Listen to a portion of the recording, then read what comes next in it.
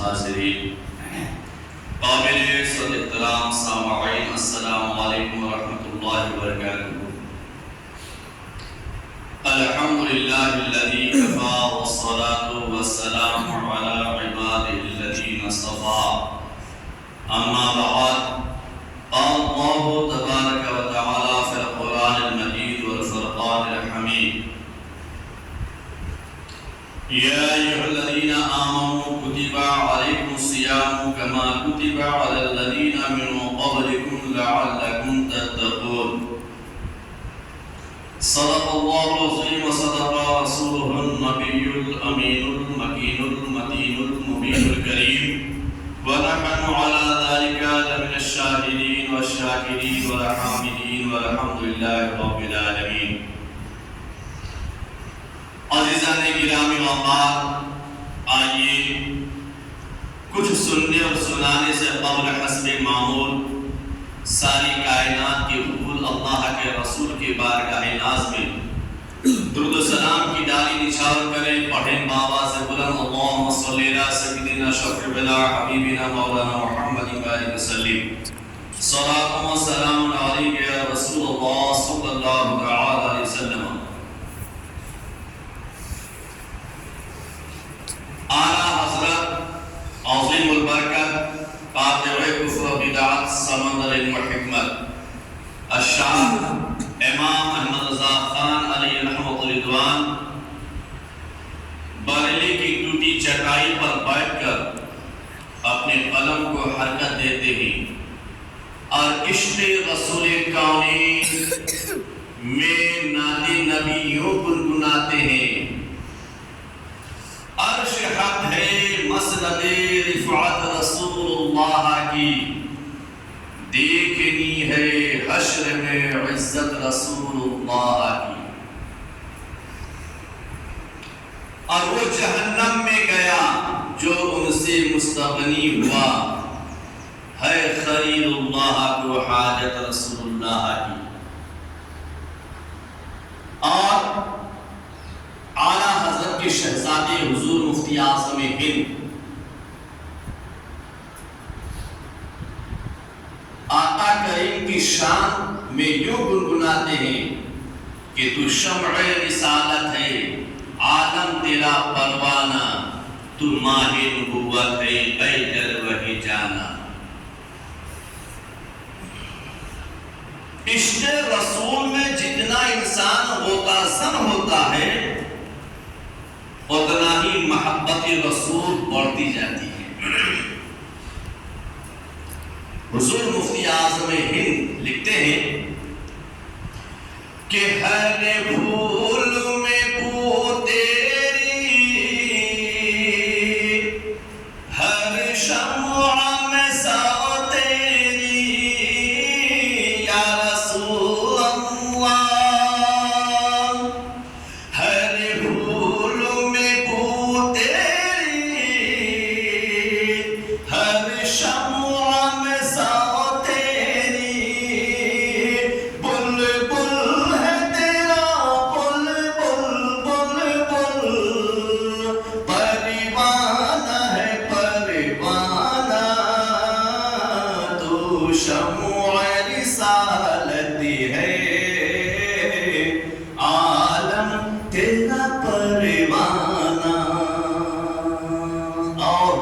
مفتی اعظم ہند آگے لکھتے ہیں کہ کھاتے ہیں تیرے در کا،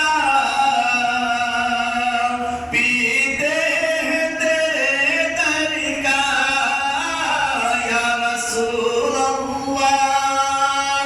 کھاتے ہیں تیرے در کا، پیتے ہیں تیرے در کا، پانی ہے تیرا پانی پانی،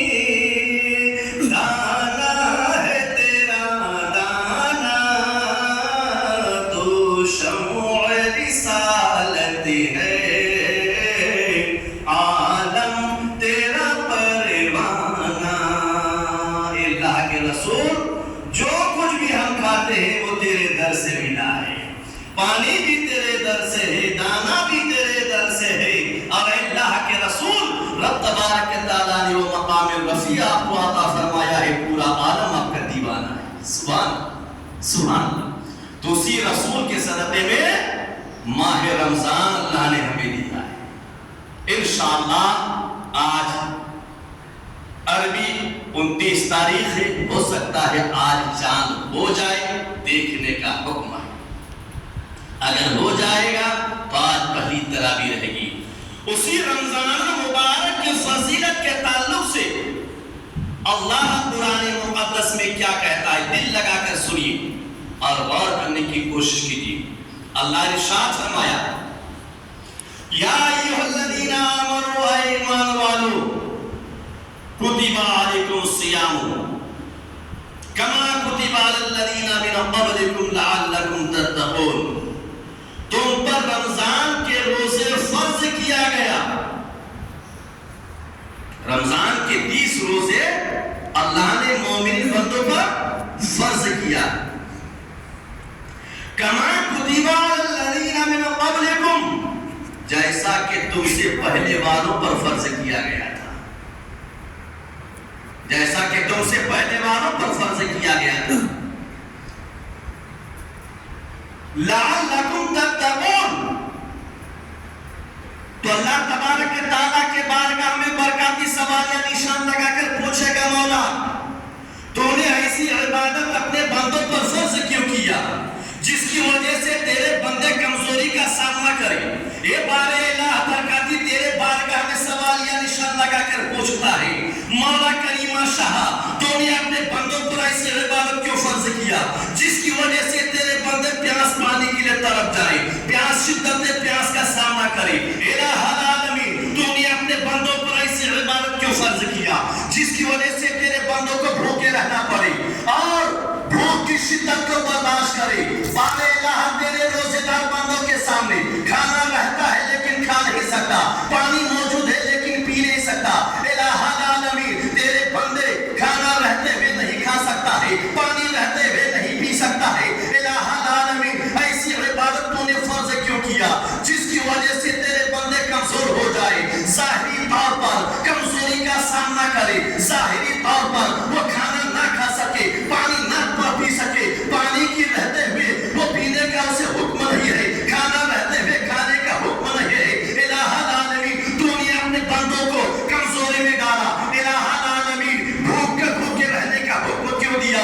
تو رب تبارک تعالیٰ اپنے مقدس قرآن میں ارشاد فرماتا ہے، رب تبارک تعالیٰ کی رحمت نے جواب دیا، برکاتی سون میں نے اپنے بندوں کو بھوکے اس وجہ سے دن بھر رکھا ہے، میں نے اپنے روزے دار بندوں کو پیاسا اس وجہ سے رکھا ہوں، میں اپنے روزے دار بندوں کو کھانے کا حکم اس لیے نہیں دیا.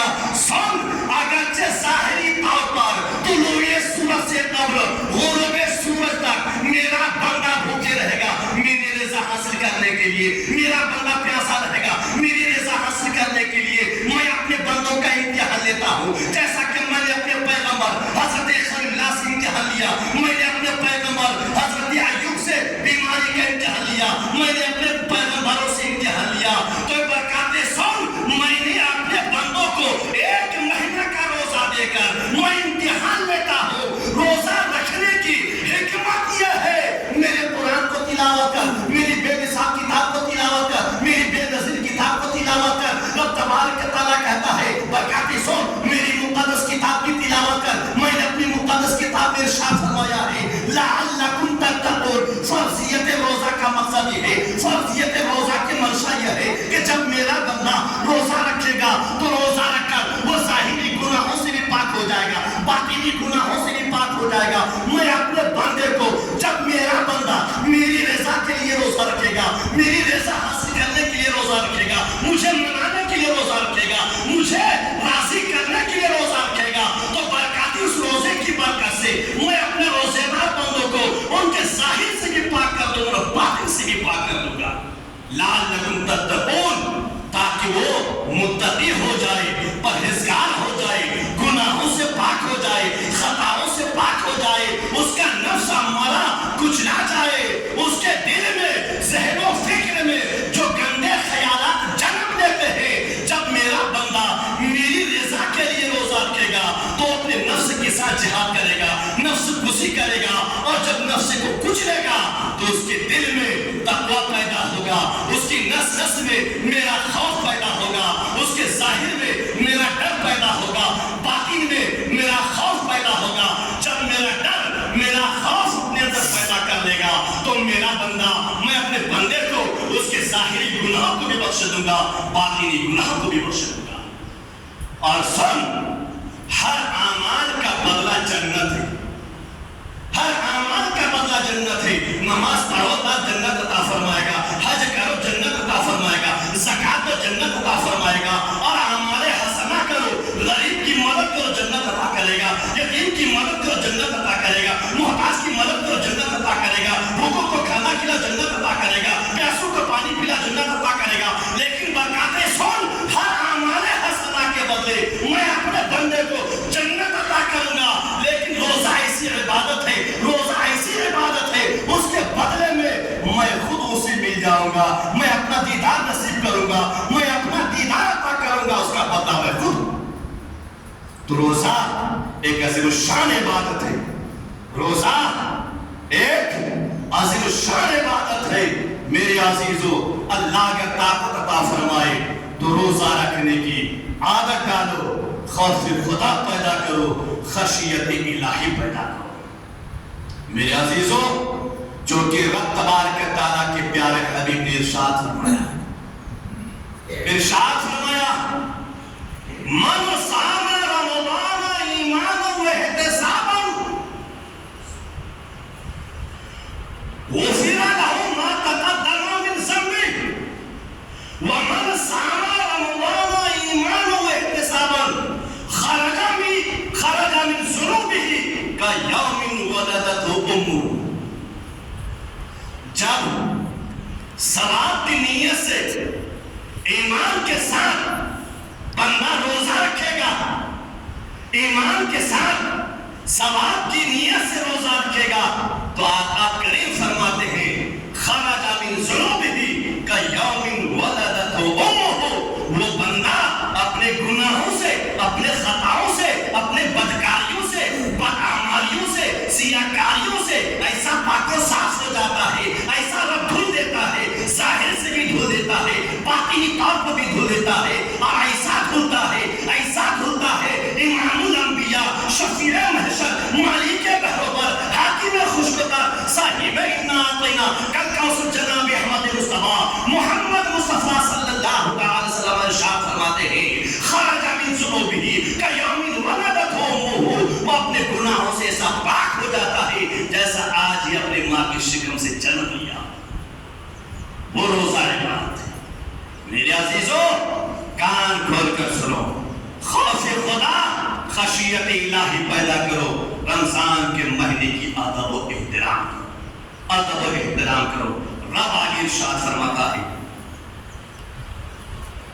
تو لعلکم تتقون، فرضیت روزہ کا مقصد اللہ تبارک تعالیٰ گناہوں سے اس کو پاک و صاف کر دیتا ہے، خطاؤں سے پاک و صاف کر دیتا ہے، اور وہ متقی اور پرہیزگار بن جاتا ہے۔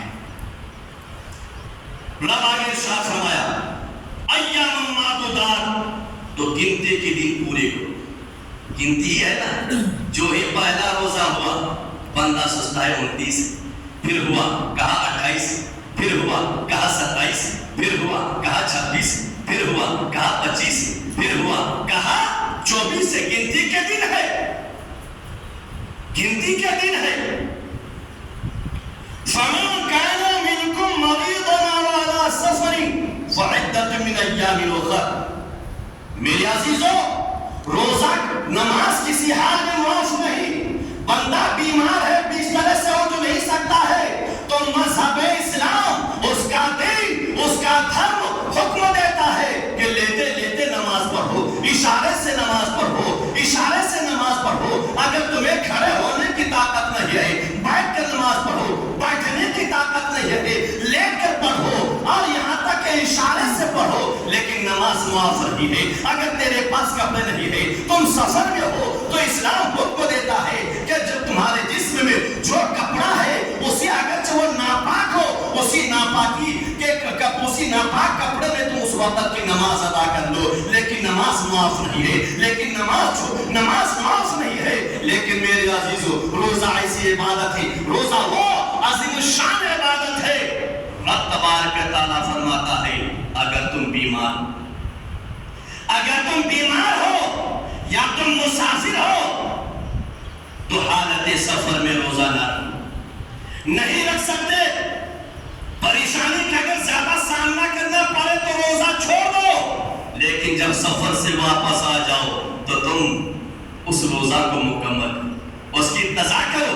یا تم بیمار ہو، روزہ نہیں رکھ سکتے، تو رب تبارک و تعالیٰ تمہیں آسانی عطا فرما رہا ہے کہ اگر بیمار ہے، روزہ رکھنے کے بعد تم ہلاک ہونے کا تمہیں اندیشہ ہے تو روزہ چھوڑ دو، جب صحت یاب ہو جاؤ اور ٹھیک ہو جاؤ بیماری سے تو دوسرے دنوں میں اس روزے کو پورا کرو۔ اللہ فرماتا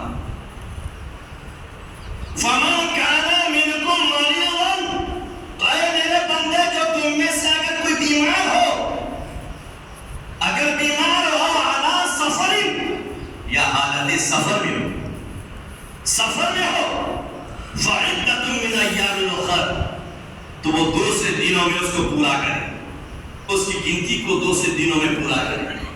رمضان کے بعد جتنے روزے اس سے چھوٹے حالت بیماری میں یا حالت سفر میں، اپنے روزہ بات کو پورا کر دے، لیکن روزہ معاف نہیں ہے، لیکن روزہ اسے معاف نہیں ہے۔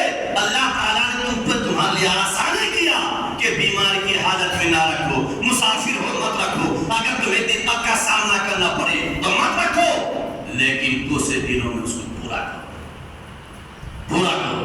اور آگے فرماتا وَالَّذِينَ يُطِيقُونَهُ، اور جسے روزہ رکھنے کی طاقت نہ ہو، شیخ فانی ہے، انتہائی ضعیف ہے، بوڑھا ہے کہ روزہ رکھے گا تو ہلاک ہو جائے گا۔ وَعَلَى الَّذِينَ يُطِيقُونَهُ فِدْيَةٌ طَعَامُ مِسْكِينٍ، اے میرے بندے جسے طاقت نہ ہو روزہ رکھنے کی تو اسے چاہیے کہ ایک مسکین کو روزانہ کھانا کھلائے۔ شیخ فانی کے لیے ہوگا یا اسے کوئی بیمار ہے کہ اب اسے صحیح ہونے کا کچھ مطلب کہ علامت نہیں دکھ رہا ہے، وہ نہیں رکھ سکتا ہے، تو اللہ فرماتا وَالَّذِينَ يُطِيقُونَهُ، اور وہ جسے روزہ رکھنے کی طاقت نہ ہو، فِدْيَةٌ طَعَامُ مِسْكِينٍ، تو ایک مسکین کو کھانا کھلائے، روزانہ کھانا کھلائے۔ لیکن ایسا نہیں کہ طاقت ہے، ہٹا کٹا ہے، کام کر رہا ہے لیکن روزہ نہیں رکھ رہا، کام تو کر رہا ہے، طاقت ہے، جسم میں قوت ہے، بہانہ کر لیا، شوگر بی پی، میرے پیارے دنیا میں بہانہ کر لو گے، کل قیامت کے دن کون سا بہانہ چلے گا؟ ایک ایک جسم کے ایک پارٹ آپ اور ہمارے خلاف گواہی دے گا۔ فَمَنْ تَطَوَّعَ خَيْرًا فَهُوَ خَيْرٌ لَهُ، تو اللہ فرماتا ہے بس جو جتنا بھلائی کرے گا اس مہینے میں، قرآن کی تلاوت جتنا کرے گا، جتنا ذکر و اذکار کرے گا، اللہ کو جس قدر کثرت سے یاد کرے گا، فَهُوَ خَيْرٌ لَهُ، تو اس کے لیے سب سے زیادہ بہتر ہے، چونکہ یہ نیکی کا مہینہ ہے، یہ نیکی کا مہینہ ہے، یہ نیکی کمانے کا مہینہ ہے، یہ رزق میں اضافہ کرنے والا مہینہ ہے، یہ اللہ تبارک تعالیٰ کی نزول رحمت کا مہینہ ہے۔ رب تبارک تعالیٰ ماہ رمضان میں اپنے بندوں پر 24 تاس اپنے رحمتوں کا نزول فرماتا ہے، گنہگاروں کے گناہوں کو معاف کرتا ہے، توبہ کرنے والے کا توبہ قبول فرمائے گا۔ رب تبارک تعالیٰ، اللہ تبارک تعالیٰ کی رحمت کا دروازہ کھلا ہے۔ آقا کریم فرماتے ہیں کہ پورا رمضان اللہ تبارک تعالیٰ اپنے رحمت کے دروازوں کو کھول دیتا ہے، جنت کے دروازوں کو کھول دیتا ہے، اللہ تبارک تعالیٰ آسمان کے دروازوں کو کھول دیتا ہے۔ رب تبارک تعالیٰ کی رحمتوں کا نزول پورا مہینہ اپنے بندوں پر نازل کرتے رہتا ہے۔ اس لیے میرے عزیزوں، آنے والے رمضان کے مہینہ کا ادب و احترام کرنا، عدل اعلان نہ کھانا پینا، ورنہ یاد رکھو اس کا وبال آپ کے کندھوں پر ہوگا۔ اور آگے رب فرماتا وَأَن تَصُومُوا خَيْرٌ لَكُمْ، اور اگر تم روزہ رکھو تو یہ تمہارے سب سے زیادہ بہتر ہے۔ اگر تم روزہ رکھو تو تمہارے سب سے بہتر، سب سے زیادہ بہتر ہے۔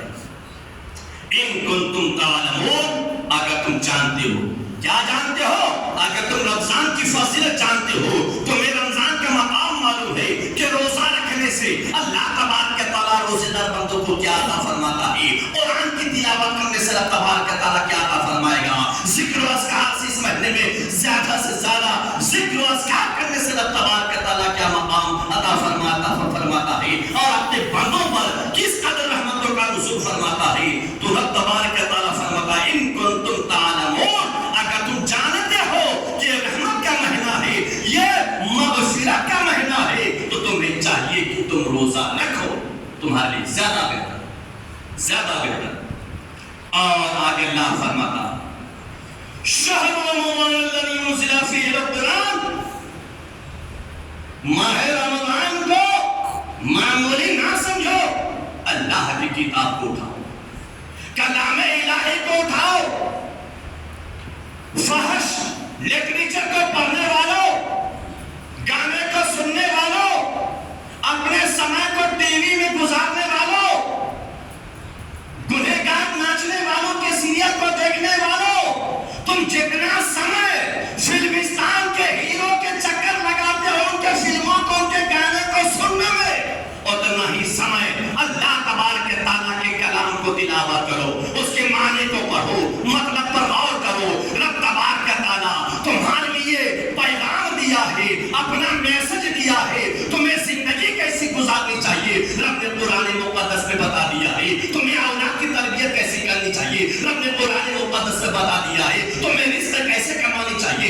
اللہ نے قرآن میں بتا دیا ہے، تمہیں زندگی کا سرمایہ ہر پل کیسے گزارنی چاہیے اللہ نے قرآن میں بتا دیا ہے۔ رب تبارک و تعالیٰ نے تمہیں تجارت کا ڈھنگ بتا دیا ہے، کمانے کا ڈھنگ بتایا ہے، اور آپ کی تربیت کا ڈھنگ بتایا ہے، زندگی کے لیل و نہار کے گزارنے کا ڈھنگ بتایا ہے۔ آؤ قریب آؤ، اللہ کے قرآن کو پڑھو، قرآن کے معنی پہ غور کرو، قرآن کے مطلب پہ غور کرو، تمہیں زندگی گزارنے کا ڈھنگ مل جائے گا، تمہیں زندگی بسر کرنے کا سلیقہ مل جائے گا، اولاد کی تربیت کا سلیقہ مل جائے گا، زندگی کو بسر کرنے کا سلیقہ مل جائے گا، اور تمہیں رزق کمانے کا طریقہ مل جائے گا، تمہیں رزق کمانے کا، زندگی کے لیل و نہار گزارنے کا طریقہ مل جائے گا۔ اور رب کے بارگاہ میں جاؤ، اللہ کے قرآن سے ہر چیز مل جائے گا، رب کے قرآن سے ہر مسئلے کا حل مل جائے گا۔ آؤ تو صحیح، رب کے قرآن کو پڑھو، زندگی کی ہر مسئلے کا حل تمہیں مل جائے گا۔ لیکن ہم کو فرصت نہیں۔ اللہ فرماتا شہر رمضان الذی انزل فیہ القرآن، رمضان کا وہ مہینہ جس میں قرآن اتارا گیا۔ میرے عزیزوں، اس لیے رمضان کا مہینہ ان قریب ہمارے آپ کے مابین دستک دینے والا ہے۔ آپ سے معتبانہ گزارش ہے کہ اس مقدس مہینے میں، اس مقدس مہینے کا ادب و احترام کریں اور روزہ رکھنے کی کوشش کریں کہ اگر آپ رکھ سکتے ہیں تو رکھیے، ورنہ اگر نہیں رکھ سکتے ہیں تو اعلان کھانے پینے سے، چائے پان گٹکا ان تمام کے استعمال سے بچو، تاکہ ایسا نہ ہو ایک تو روزہ نہ رکھا رہے گا اور ایک روزے داروں کے سامنے کھانا پینا کر کے رہے گا۔ یہ قصہ لطیف ابھی نہ تمام ہے، جو کچھ بیان ہوا وعدہ سے وعدہ تھا، رہی غنچہ تو پھر ملے گی، زندگی بچ کے رہے تو پھر ملے گی، خوب کی سیر چمن پھول چنی شاد رہے، باغ با جاتا ہوں میں گلشن تیرا آباد رہے، آباد رہے، آباد رہے۔ وآخر دعوانا الحمدللہ رب العالمین۔ زیادہ سے زیادہ اللہ کے گھر میں تعاون کریں کہ رب تبارک و تعالیٰ کے گھر کا نظام ہمارے آپ کے تعاون سے چل رہا ہے، بہتر چل رہا ہے۔ آئیے جو ایسا سنت نہ ہو۔